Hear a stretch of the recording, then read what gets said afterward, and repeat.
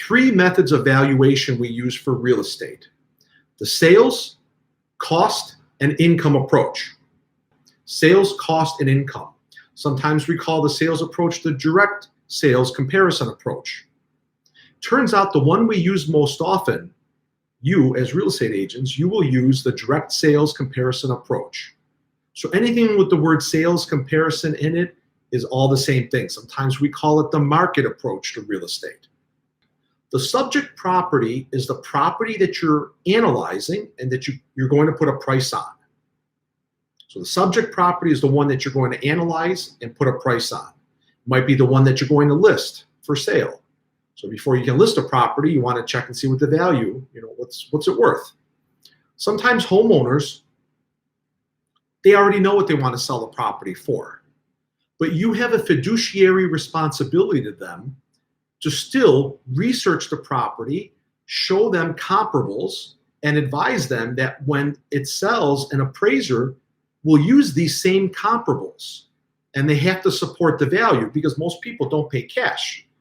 So since they're getting a mortgage, they're going to need to get comparables and support the value for a lender. So it's part of your fiduciary responsibility is to make sure that you're letting them know, even if they already know what they want for the property, even if you agree with them because you grew up in that neighborhood and you know it well, you might be their neighbor, so you really know property values. Don't get lazy. Don't get lazy and just skip steps because you just think you know. Because the nice people are the ones that can turn around and sue you later for not representing their best interests. So make sure you always follow protocols. You don't want to cut corners. Even though it's tempting to do that, don't cut corners. It'll turn out that market analysis that you do to list that property and to support the value may be used to help the buyers understand that you're pricing this property properly. Okay? You want to use current sales that are close by. We talk about the market sets the price, not the professional. So even though the seller might hate you because you don't come up with a high value for the property, you got to let them know, don't take offense, but the comparables establish the price. I'm just conveying the message to you. So an arm's length transaction is a good thing. An arm's length transaction is the kind of comparable sales you want to select. You might say to yourself, well, how do I find an arm's length transaction? First, we got to determine what it is. An arm's length transaction is a sale that was offered on the open competitive marketplace for a reasonable period of time with no duress and nothing weird that happened in the background. We say no unusual circumstances that affects the transaction. And we want to make sure that the seller was not under any duress, or the buyer wasn't under any duress to buy or sell. So how do you find out? Well, last week we talked to you about erie.gov, and I know we've got some new people attending tonight. And erie.gov, if you go to www.erie.gov, it'll take you to the Erie County government system online. Then you want to click on County Clerk. And when you click on County Clerk, you want to look at online records. And that's where you can pull up anything and everything based on either the name of the property owner or the property address. When you pull up tax records, you get information that helps you determine whether it was an arm's length transaction. So if I see that the previous owner of the house, which is the grantor, remember, grantors sign the deed.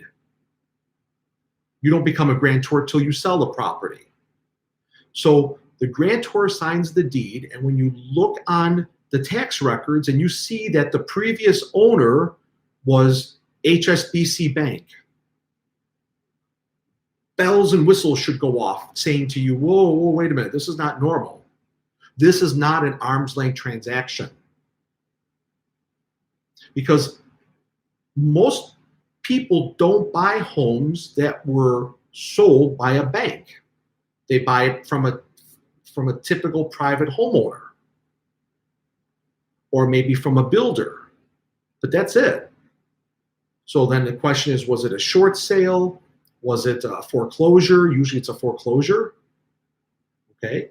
that home might have been sold by blah, blah, blah trust. Well, that's not normal either. So the long story short here is that if that's the situation, you don't use those sales. You use sales that are between a typical buyer and a typical seller. Nothing weird. We look at the tax records and we want to make sure that it wasn't sold by a bank, that the last owner was not the estate of or in trust. When you look at the multiple listing record for that property, now that stuff lives on forever. Like when you list a house, it's years and years and years. You can pull that up in the MLS, multiple listing system. The days on market is really important. If I look at that's DOM, days on market. If the days on market for a property is 300, when you know that things sell in 2-3 days or 2-3 weeks, don't use that sale. That would disqualify it from the arm's length transaction concept that we're talking about. Okay. If you see another thing, and then I need to move on, another thing that you want to watch for is if the transaction involved owner financing. If the owner's financing the property, well, we know most properties are not sold as a result of owner financing. That should raise red flags, and that would disqualify that property from being used as an arm's length transaction.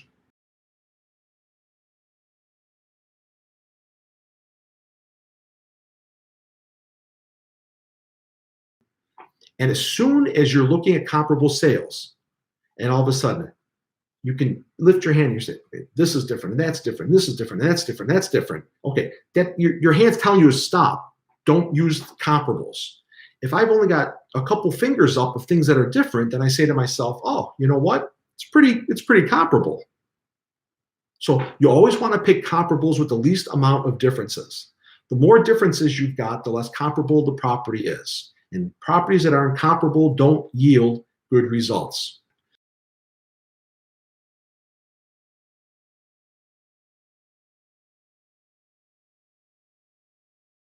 So an item is only worth what it contributes to value. What does that mean exactly? Well, if I put an in-ground pool in my property and I spend $70,000 because I'm in Spalding Lake, and I've got to have I got to go through shale, and it's like it's a very laborious place to put a pool.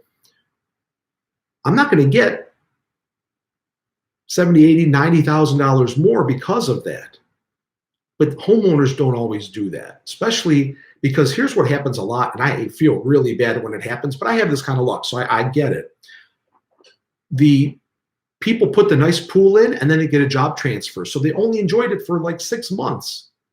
So those are the kind of people that really want to make sure they get their money out of it. And it's sad because that makes your job so much harder, because the concept of contribution shows you that you don't get what you spend on an item that you improve your property. You spend $8,000 on landscaping for the property. You're not going to get $8,000 more.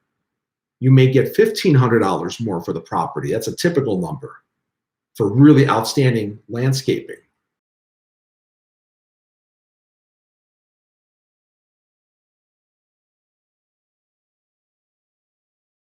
You want sales that are representative of the current marketplace. Bank appraisers have to use 6 months or less. One of the 3 comparables can be older than 6 months, but has to be under a year. You should follow the same rules that bank appraisers follow. Otherwise, when it comes time for that property to appraise out during the mortgage process, they're not going to be able to support the value. And then they're going to look to you for advice, and you're going to be like, well, here's my comps from 4 years ago. That's not going to work. 2 years ago doesn't work. A year and a half is frowned upon.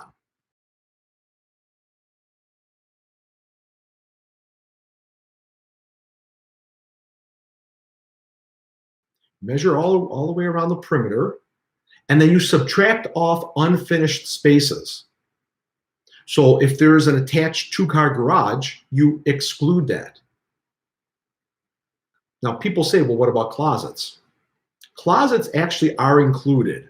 I know it doesn't make sense, but they're included because it makes this house more functional. If it wasn't for having closets, you wouldn't have as functional of a house. That's the rationale behind why we include that as unfinished space. And then when you look here, we have a 2-story portion with the exterior dimensions are 35 by 25. So it's 35 by 25 times 2. And the 1-story portion is probably like a den or a family room, 12 by 15. So 12 times 15 times 1 gives you the square footage of the property, 1930 square feet. And I highly encourage you, again, here's something you can't unhear. Every time you list a home, you should measure it and determine if the square footage is accurate. Because it turns out that if the assessor is wrong, he or she will not be sued if you market the property based on that. You will be sued. Or you will get in trouble if they report you to the Board of Realtors. So don't cut corners. One of the things I would always do when I sold real estate was I let them know what I did, because we're in a very litigious society. So you want to let your sellers know that I measured the exterior square footage and it does approximately match with what the assessor has.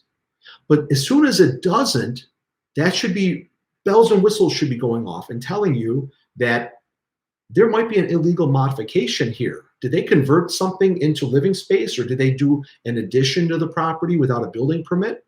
Because nowadays, it's not like the Wild West back when I sold real estate. People are on their game when it comes to assessor records, and and there's technology out there where assessors sit behind their desk and they get satellite images of what's going on behind the front porch of your property. So if you think you have that secret tennis court that you put in, but you didn't want to go get a building permit to have it set up, or you've got a big huge patio that you put in, but you didn't get a building permit to, because things like that in some towns you do need a building permit for. They can see it from the satellite and then come by and knock on your door and then fine you for it.